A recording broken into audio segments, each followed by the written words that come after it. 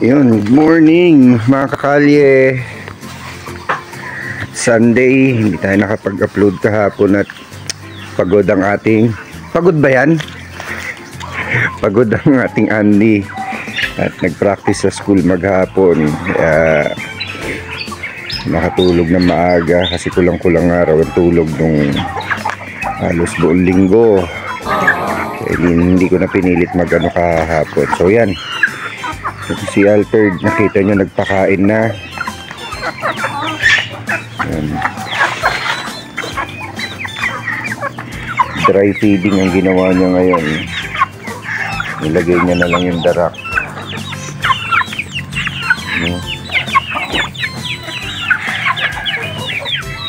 Tapos mamaya humisisimba kami. Pag uwi, bibili po ako ng pang antibacterial. Nagpainom na po tayo ng antibacterial dun sa gilid doon sa mga manok doon, pero dito po kasi hindi pa. So para mamaya hapon mapainom po natin sila para prevention po sa mga sakit. Yan. Tapos bili rin tayo ng vitamins para bukas or sa Tuesday mapainom natin sila ng vitamins ulit dito. So pinapainom naman natin ng vitamins ng mga to. Yan, continuous ang paglilimlim yan. So ang date kung kailan to mapipisa, ito mga Feb 10 hanggang 15. Yan. Tapos ito, nasilip ko na po ito kahapon eh. Ayun o guys, oh. Ilawan lang natin. Ayan. So magkaibo po siya ng itlog. Isang brown tsaka isang puti.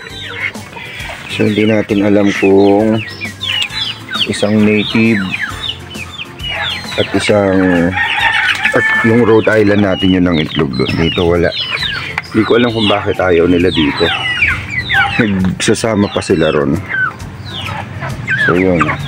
So yan po yung good news natin. May nangingitlog na naman po bago. Pero ang bad news natin, kung mapapansin nyo, yung mga itlog dito pinagkukuha na po namin.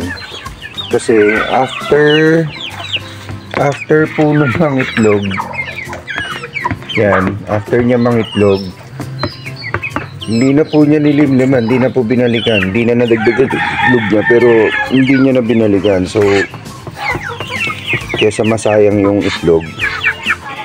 At wala, yung isa kasi, si Goldie kasi naglilimlim na, matagal na, so hindi na rin naabot kahit palimliman pa po natin yung itlog doon. Kaya mangyayari, kakainin na lang po namin. Yan. So yun yung bad news. May good news tayo, may bad news, pero mas marami pa rin po ang good news. At actually naging parang veterinaryo pa po tayo kasi yung pinsan ko po, yung nagbigay sa atin ng unang-unang native chicken, si Kuya Danny. Shoutout sa iyo, pinsan ko po. Yung mga sisiw niya po marami, kaya nga lang 3 inahin yun eh. Kaya nga lang parang this past few days para silang tumatamlay, siguro dahil sa panahon, sa sipon. Tapos yung 10 niyang sisiw, 8 na lang po ngayon. So isa-isa pong namamatay. Kaya sabi ko, dalhin mo na lang sa akin, tapos ikulong natin. Aalagaan ko sa vitamins, tsaka pakain, tsaka sa gamot para ma-prevent. At sayang po kasi guys, mga kakalye, parang ang tagal mong inantay, tapos yung cycle ng pangingitlog nila, tapos nung nangitlog na, nakapisa na, tapos biglang mamamatayan ka lang ng sisiw. Parang sayang yung panahon. Kaya hanggat kaya nating isalba lahat, isalba po natin. So yan, samahan niyo po ako at tignan po natin yung ating inaalagaang sisiw ni Kuya Danny. So yan, hindi po pala namin nasindihan yung ilaw kagabi.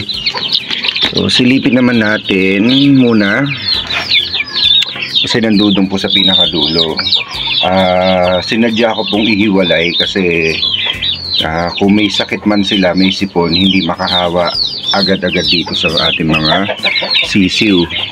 So kung mapapansin nyo, magkabilang dulo po sila. Yan. So naka plain water lang po sila ngayon, pero mamaya vitamins po natin. So plain water din ngayong umaga, pero mamayang hapon vitamins po natin sila. Yan, laki na ni ano.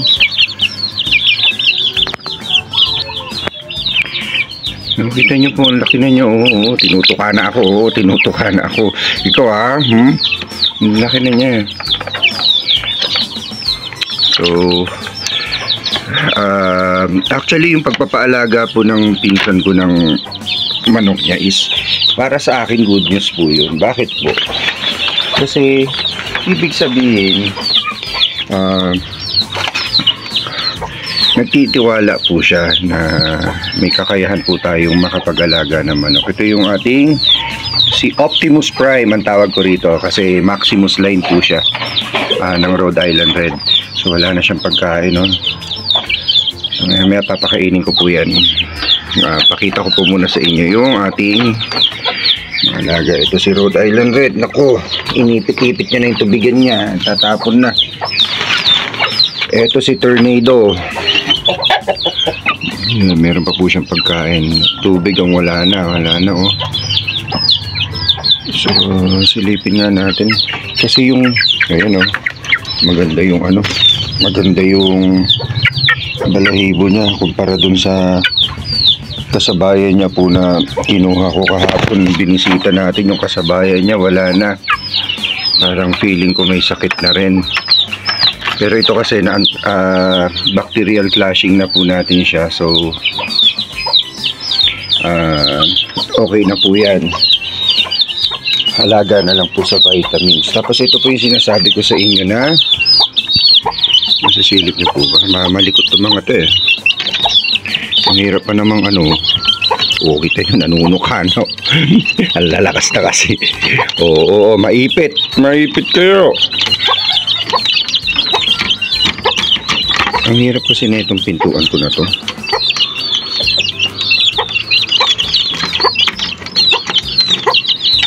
Ang hirap po.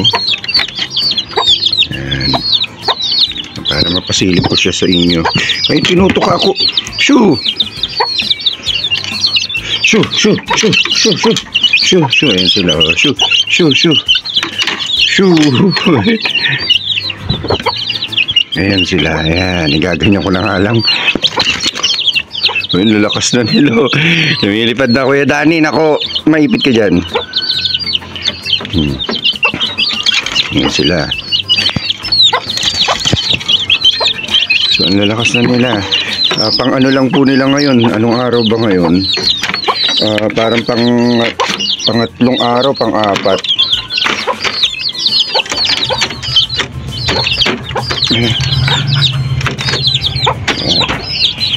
Ito po yung ating monitoring. So, yan. Day 21 is Feb 12. So, most likely yung bibi natin tsaka ito magsasabay mapisa. Pero maalala nyo po yung apat na Rhode Island Red natin na pinalimliman natin sa ano, pinalimliman natin sa ating bibi. So sabi ko nga po sa previous vlog natin, hindi po pwedeng mapisa yung itlog kasi 21 days lang po sila at 30 to 35 days naman po ang bibi. Kasi pag once na may napisa raw nga ako, hindi na po lilimliman yung mga itlog ng bibi. So tinanggal na po natin on the 17th day ng ating mga eggs. And sabi nila hindi nga raw po makakapisa. So naririnig nyo po ba yun? Ang lakas na nyo. Nakita ko po ito kahapon. Tapos kasi yung itlog nito nilanggam po. Kaya kung mapapansin nyo, naglagay po ako dito ng yan, tubig po yan. Kasi nilagay ko yung tabo para elevated. Yan. So nakapisa po tayo. Tapos meron pa po rito pasunod. Ayan, gumulong na yung iba, oh. So, yan ho. So, ito po yung good news. Napisa na po yung isa out of 4. Tapos, may nakita po ako ditong isa kahapon. Ito. Sana makita nyo. Ayan, oh. Ayan. Ayan. Papisa na rin po yan. Hopefully ngayon. So sa mga napadaan po sa aming munting channel, sana'y pasupport na lang po.